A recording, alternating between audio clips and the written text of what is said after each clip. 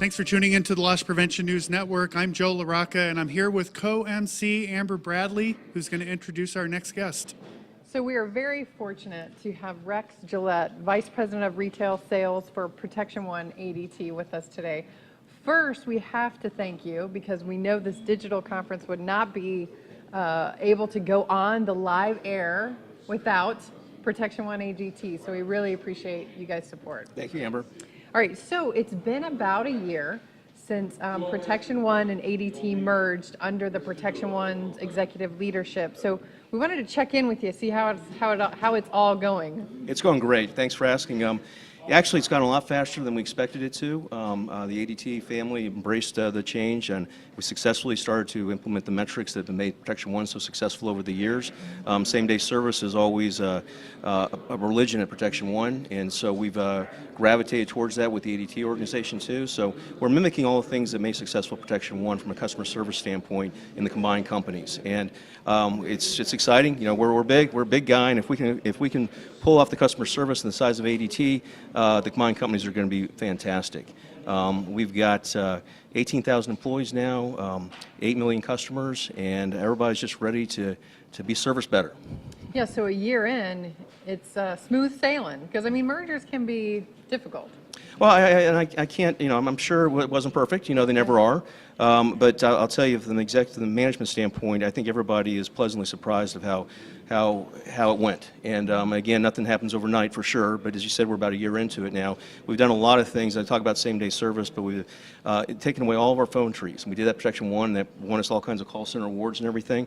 So now when you call Protection One ADT, you get a live person. We not only get a live person, we measure how long it takes you on that phone to get that person. We measure that every single day. Love that. Every single day. And we also, you know, we measure how often we transfer you too, because we transfer you 8 times, might as well have the phone tree, right? Right. You know, so the only good transfer for us is a highly technical question that person couldn't answer. And so the whole combined company now is under that metric. And again, refreshing not to get a phone tree. When you call, you get a live person every single time. We're real happy about the fact that we've taken our offices in Toronto, the ADT offices in Toronto, and duplicated what we've accomplished in Irving, Texas, our National Account Operations Center. And so prior to the merger of the two companies, Protection One was kind of reluctant to do business up in Canada. I mean, we do all of our service in the States with our own tech, 96% of our service by our own techs. Okay, and in Canada, before the merger, we didn't have our own techs up there, so we'd use subcontractors and never quite had the level of service that we really wanted. And so now, taking our Toronto Operations Center and just duplicating everything we do in Dallas, now we're ready to embrace not only the Canadian retail customer, but also the U.S. customers that open up stores in Canada. That's incredible, and obviously with 18,000 employees, you certainly have a broad representation in the U.S. and now in Canada as well. Tell me, you know, leading a company like this is no small effort, especially with all the changes that have gone on in the retail industry. There's these big shifts from physical stores and shopping centers into distribution centers. Protection One ADT is really equipped to handle it all, isn't it? Yeah, we really are. And it really starts with our CEO. I mean, he's passionate about customer service. He's passionate about the metrics. He gets a scorecard, which everybody gets every single day, that talks about how well we did the day before. And he measures that every single day. Oh, so we love scorecards. When you have a CEO that's passionate about that, it does trickle down, I assure you. And he's quick to tell us that he's had every single job in our industry. He started with his dad's company, Wall Security, and so there's no put anything by him. He knows the industry, he knows the business, obviously well respected in the industry, and certainly putting the reign of the combined companies is real credentials to him and his leadership team. Yeah, and it seems like that's really a culture that you build upon when you're talking about daily measurement of how everyone is doing.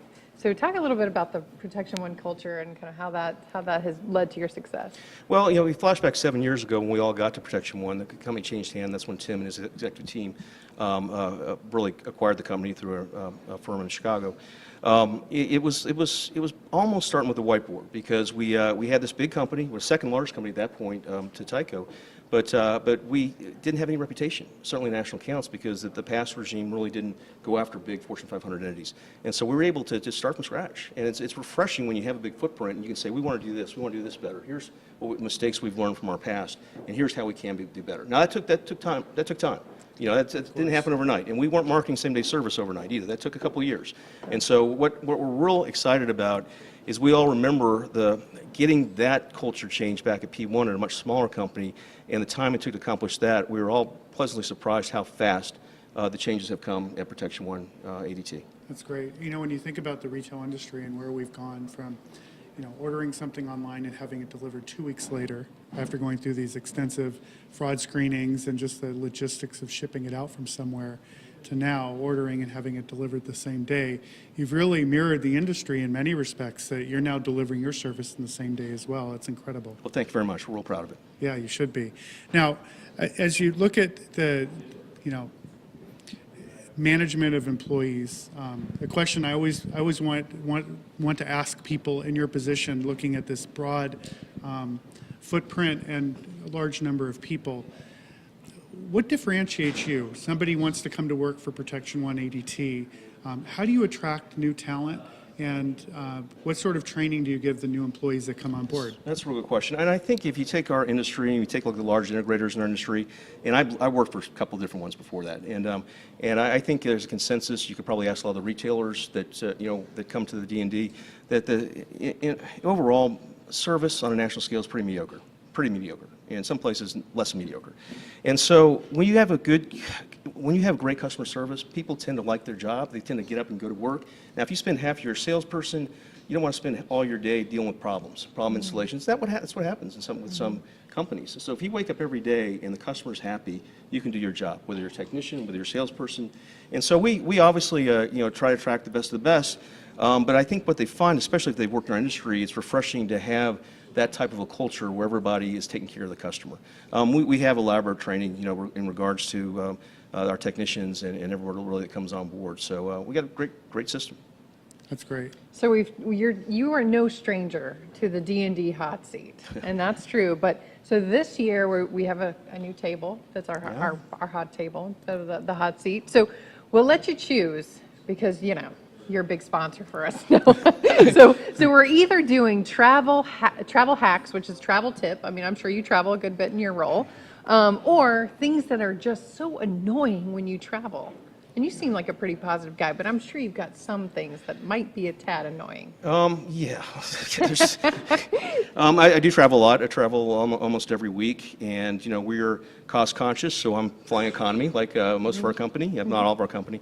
And so I guess a pet peeve is that seat in front of you. I mean, I know it's everybody's, but I just for the record, I never put the seat back. I mean, I'm a kind of tall. I don't put the seat back. Do you? I don't put the seat back Who either. puts the seat back? And why would you possibly do that? Let me give you a tip. There's somebody behind you when you're putting your seat back. It makes, especially when you're trying to work, you got the laptop out, somebody's putting their seat back. Right. I just want to slam it. Crunch, I just right. want to slam them. Is that a little nuts?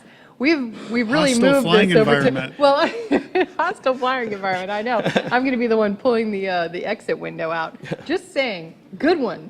Okay, that's a good one. Probably It's a one good of the one. best we've heard all day Yeah, long. one of the best we've heard. I want people to tweet us if they put the seat back or not.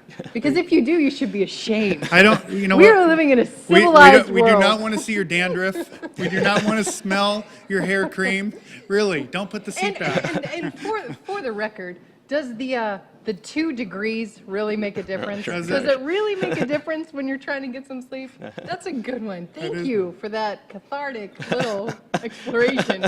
That's a good one. Okay. You know, I'll go back because we're talking economy flying, and that's my typical mode as well. I check in late, usually a few hours before, and I look at the seating chart. I usually get a good seat when I start, but I look to see where is there an empty aisle or window with nobody sitting in the center.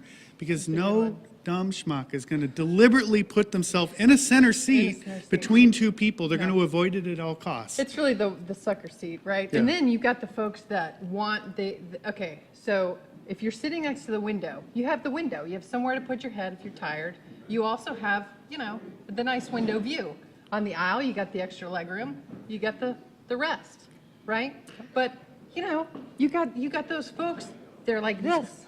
They're all, they Both got the elbows out. Yeah, You're both being elbows boxed up. out. I don't understand that. I don't understand understand. Nobody It's wants to crazy. fly with me in a center seat. Oh, yeah. Are you the No, I am. elbow taker? I'm that guy, and I snore and understand. drool. So you don't want any of that in a center seat, really. No, that doesn't sound very. No, right? Yeah, I really. should totally confess because I think I am annoying to some flyers because I always have to have a window. I got to have a window. Something about it, got to be able to see out, right? But I also have to get up occasionally and, check my lookout in the bathroom. I mean, you got to get up sometimes, right? So I'm the one waking the guy up on the aisle that's sleeping. Oh, you're that That's me. person. That's me. I know. But I don't put the seat back, okay? Because good. I'm a civilized person. Good, good. That's very good of you. Yeah. So first of all, I'm just reveling in the fact that I just acknowledged on a broadcast that I snore and drool while I'm sitting on an airplane.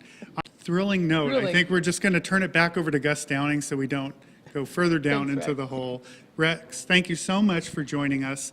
Thank you for sponsoring today's event, the broadcast, all the work that you're doing. Good luck as you continue to merge and move all these companies along. Big work ahead. Thanks a lot. Go Eagles. Thanks for watching LPNN. Go Vikings.